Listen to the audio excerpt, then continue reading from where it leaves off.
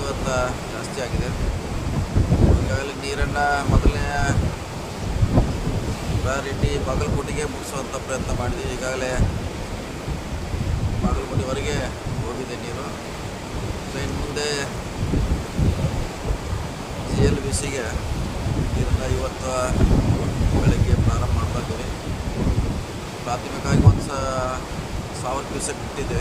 ಮಧ್ಯಾಹ್ನ 2,000 ಆಗಿದೆ. ಕೊನೆಗೆ ಸಾಯಂಕಾಲ 24 ಕ್ಯೂಸೆಕ್ ನೀರನ್ನು ಬಿಡೋ ಮೂಲಕ ಸುಮಾರು 2 ಲಕ್ಷ ಎಕರೆಗೆ ನೀರು ಹೋಗಬೇಕಾಗ್ತದೆ. ಏನು ರೈತರಲ್ಲಿ ಒಂದು ಆತಂಕ ಇತ್ತು, ದೂರ ಆಗಿದೆ. ಈ ನೀರನ್ನು ಮಿತವ್ಯಯವಾಗಿ ಬಳಸಬೇಕು. ಯಾಕಂದರೆ ಮಳೆ ಇನ್ನೂ ಆಗ್ತಾಯಿದೆ, ಆಗೋಲ್ಲ ಅನ್ನೋದು ಇನ್ನೂ ಕೂಡ ಸ್ಪಷ್ಟವಾಗಿ ಯಾವುದೇ ಸೂಚನೆಗಳಿಲ್ಲ.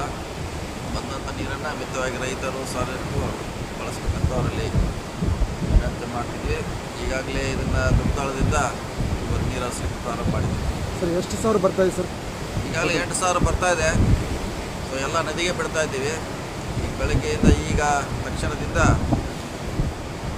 ಕಾಲುವೆಗೆ ಹರಿಸಲಿಕ್ಕೆ ಸುಮಾರು 2,000 6,000 ನದಿಗೆ ಹೋಗ್ತದೆ.